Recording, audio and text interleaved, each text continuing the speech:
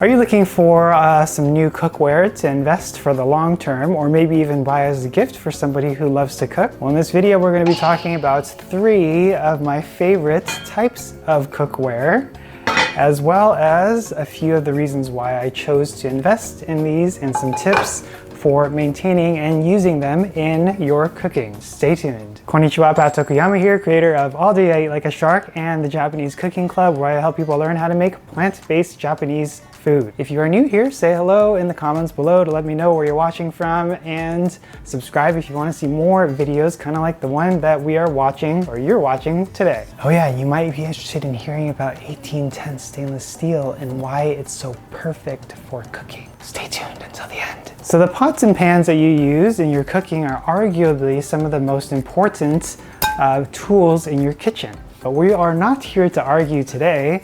And in fact, what I wanted to do was tell you a few things that I've learned about cookware over the years, why I transitioned away from non-stick cookware, which is kind of what I've been using ever since college when I really started to cook on my own, and made the switch to cast iron, enameled cast iron, and stainless.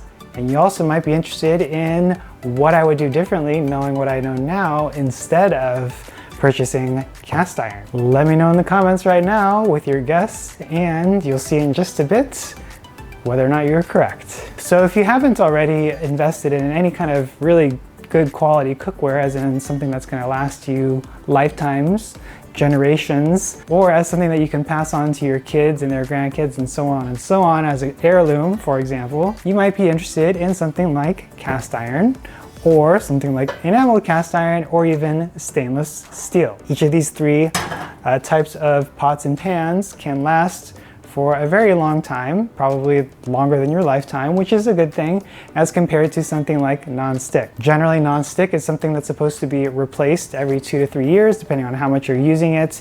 If it gets damaged, like scratched or chipped, and the surface gets compromised, you probably don't want all of that coating going into your food. And yes, there's also those health risks or health concerns.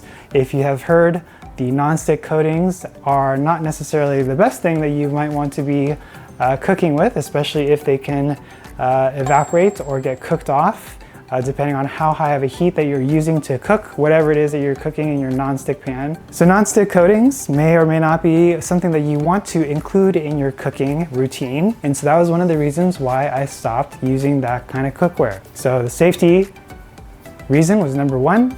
Number 2 is the durability.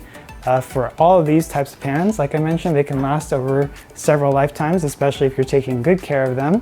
And then the third thing is going to be versatility. So for the most part, you can use both of these things, the cast iron, the enameled cast iron, as well as the stainless steel. So all 3 of these things can be used on the surface of the stove, and then also in the oven. So if you wanted to roast something, you could start it on the stove, for example, get it nice and brown, and then finish it off in the oven, and then take it back out when you're ready to serve.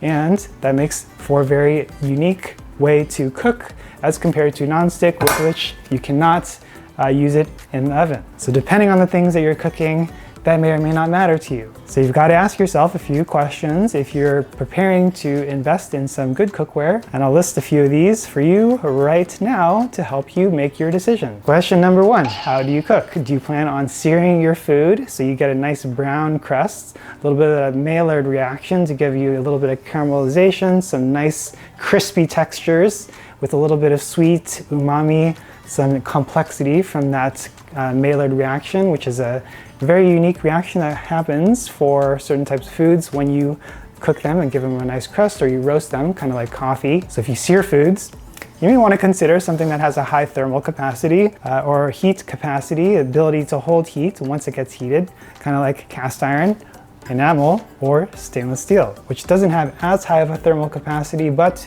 because it gets heated relatively quickly and has a somewhat of an even heat distribution, it'll help to give you a nice crust and sear just as well as these 2, cast iron and enameled cast iron. Question number 2, do you plan on roasting your food in the oven after cooking it or searing it on top? So this depends, again, the type of cooking that you do. Maybe, for example, if you bake bread, or if you know you're going to be baking bread, or plan to use something like the Dutch oven or even the skillet to bake something like pizza, for example, cornbread, you may want to get something that you would be able to potentially start on top and then put in the oven, or just keep in the oven the entire time. So if you bake bread or you plan to start baking bread, make sure to check out the link in the description below for some of my favorite tools for making bread at home. So the third thing that you may want to consider asking yourself is, are you going to be cooking anything that is acidic? So that could be something that is maybe based with lemon, some sort of a lemon-based sauce, maybe something like tomatoes. So the acidic foods are not necessarily the best things to be cooking in a cast iron pan, because the acid can break down some of the iron, especially if it's not seasoned properly, or if you're cooking that sauce over a long period of time.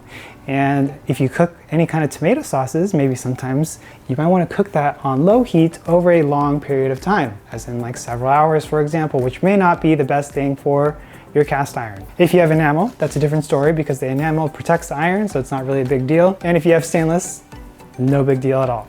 So, shinpai suru na, don't worry. Fourth question, how rough or gentle are you when you are in the kitchen cooking? Do you have, silicone and wooden or bamboo spatulas? Or is everything that you use stainless steel?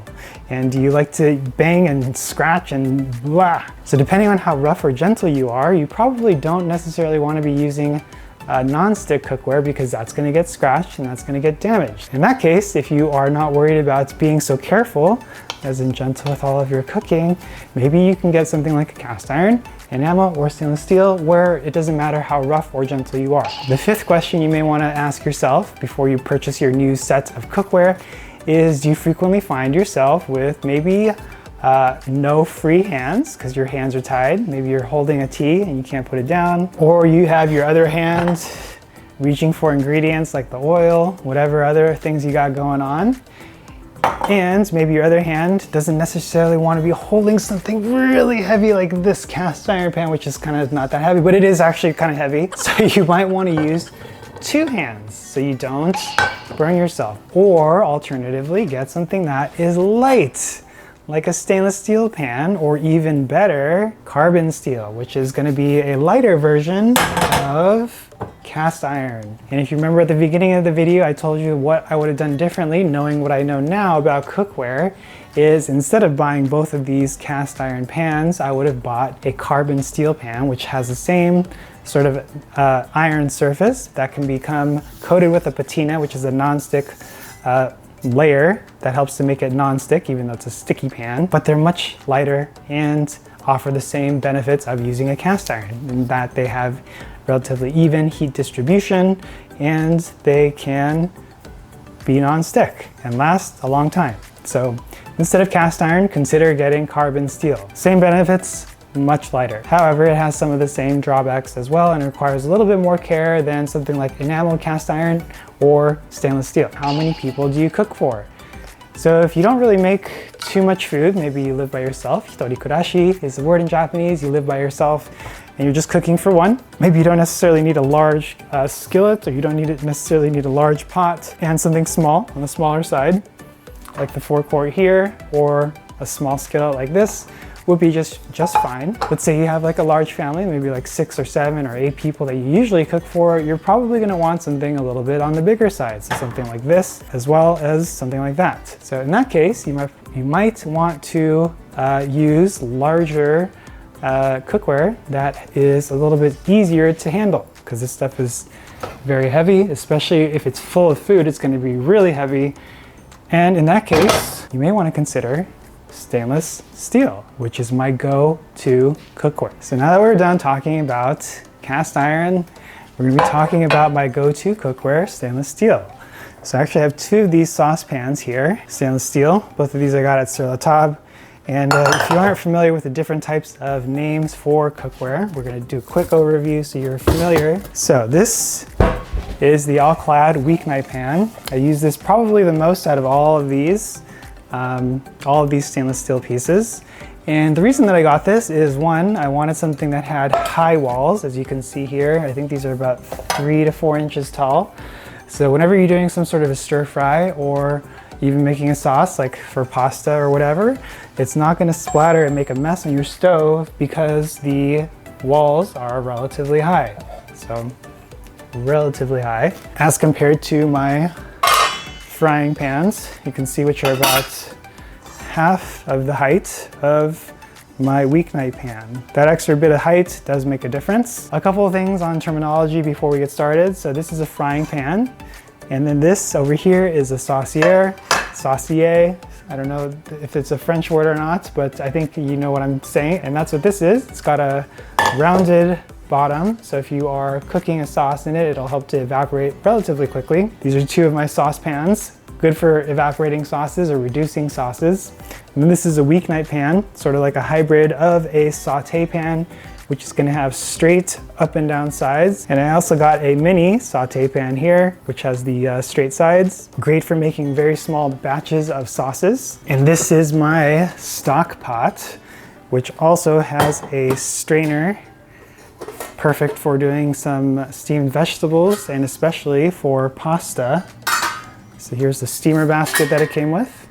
And then when you're cooking pasta, all you got to do to lift out the pasta, instead of dumping it into a colander or a strainer, all you got to do is take out this whole piece and your pasta will be drained right away. So this is all my stainless cookware. I would say out of all of these things, what gets the most use are probably my saucepans, both of these here. These are 2 quarts, as well as my mini one, which is about, I think 3 cups-ish, as well as my saucier right there. This is, I think, the 2 1/4 cup, or no, 3 quarts. This comes in 2 different sizes, the Le Creuset.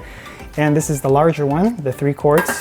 And then my weeknight pan. Knowing what I know now, I might not have gotten the saute or the frying pans, but every now and then I use them, so it's all right. It's not like I regret it as much as the cast iron. And then the great thing about all of these things is they can go into the oven if I needed to first start something on the top and then finish it off in the oven. Don't know why you put a stock pot into the oven, but I suppose you technically could because it is stainless steel. I don't know, you guys tell me, have you ever put a stock pot in the oven? It's possible, but don't know what you do with it.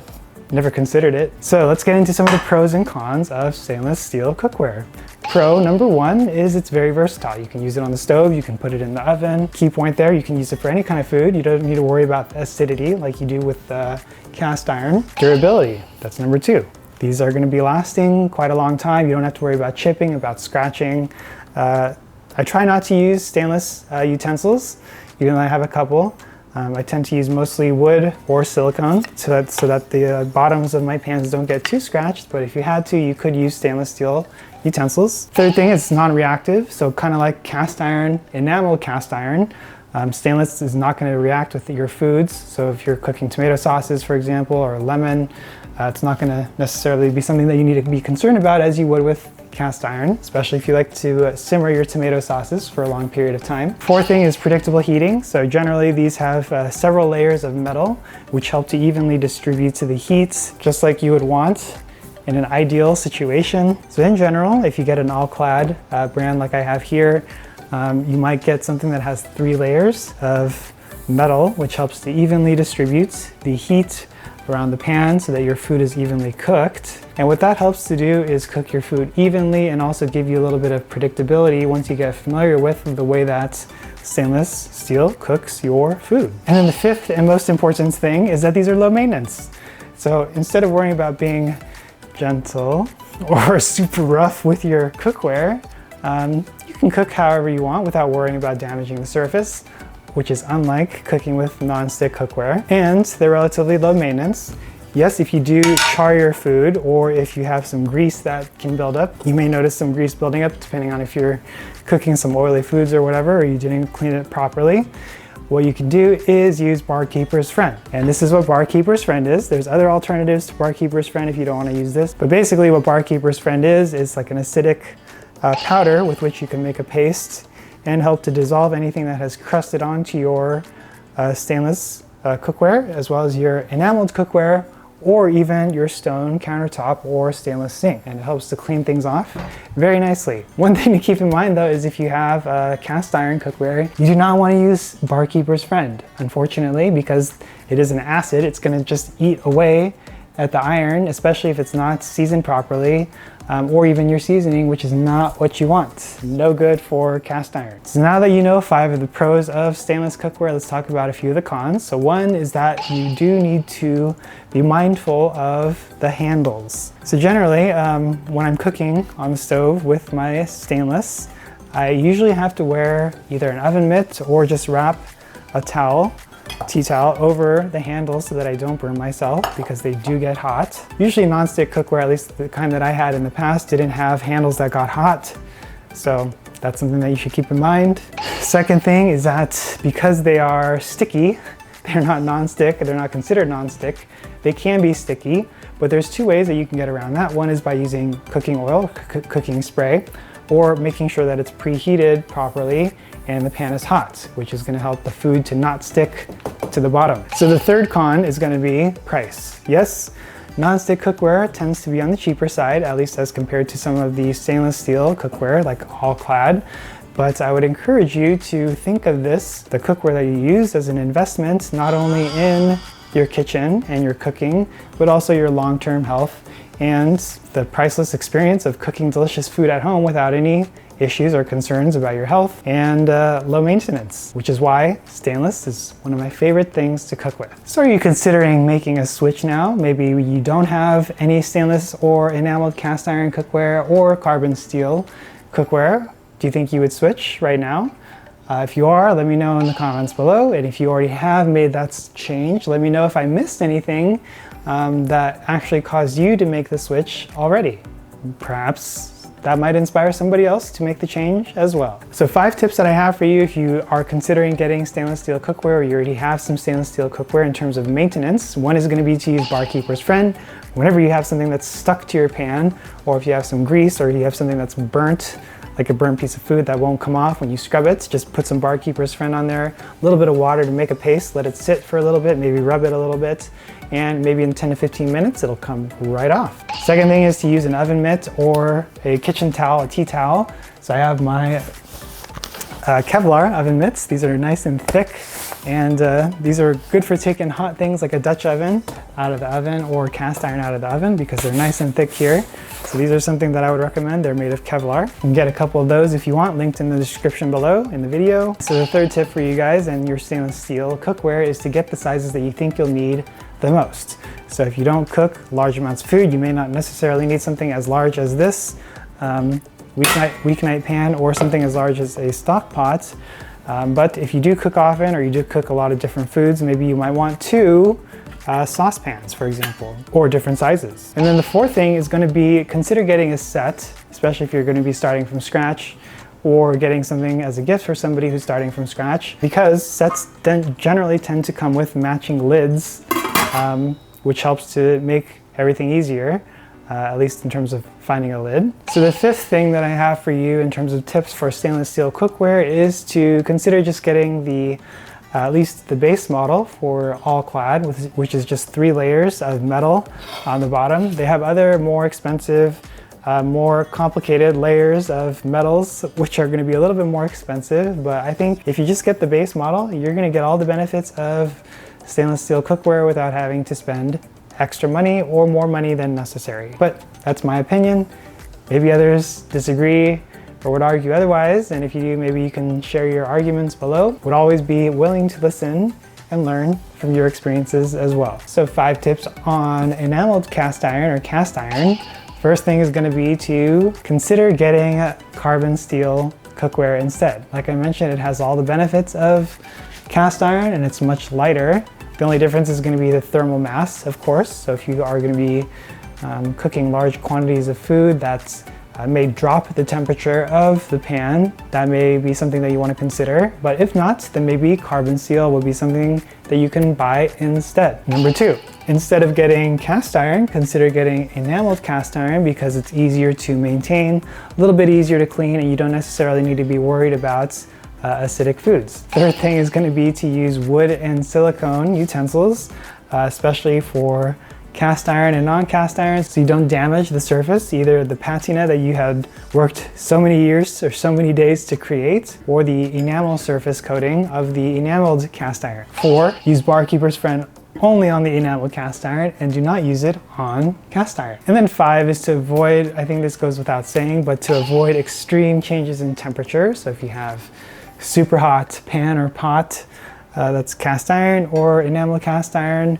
try not to expose it to rapid changes in temperature. Maybe if it was just boiling hot on the stove and you dip it into some cold ice water bath, maybe on accident, that could potentially crack it or cause it to crack, which would not be a good thing. So now you have some of the reasons for why I made the switch from non-stick cookware to mostly stainless and cast iron cookware, some of the benefits and drawbacks to doing so, as well as some of my tips for using the cookware and maintaining it. If I missed anything, let me know in the comments below. Would love to hear your thoughts if you have any questions as well. And make sure to remind me maybe 5, 10, 15, or 20 plus years from now to do a update video on how my cookware has done over the years, because like I mentioned, stainless cast iron and enameled cast iron, one of the reasons why I bought them was for durability. And I bet you they'll be doing just fine. Oh yeah, and before we wrap up, if you remember at the very beginning, I said that I would tell you about 1810 stainless steel and what makes it so special and perfect for cooking. 1810 is the percentage or the ratio of chromium and nickel that is used in an alloy and added to stainless steel to help make it more resistant to rust and more resistant to corrosion and more, I guess, stronger in preserving its luster. So you can tell, that was kind of loud.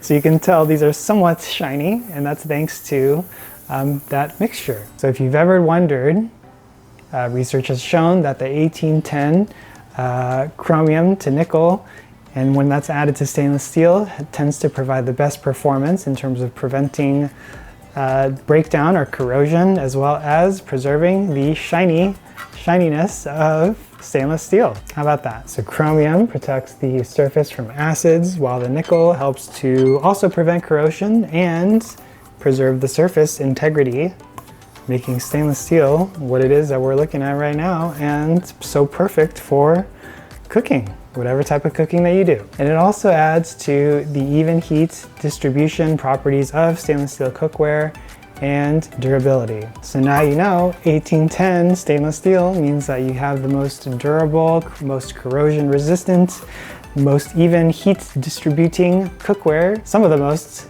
at least available. And it's also versatile, easy to use, and some of my favorites, and perhaps it'll be your favorite as well. Did I miss anything? Leave any questions or comments below. So in the next video, we'll be talking about some of my favorite cooking utensils and tools in a bit. So stay tuned, or watch this video in the meantime. And if you bake bread, or you plan to start baking bread, man, I'm having a tongue twister.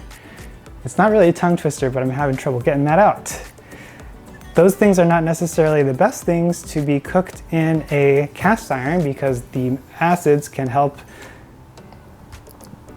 So acidic foods are not necessarily the best things to be cooking in a cast iron. So acidic foods are not necessarily the best things to be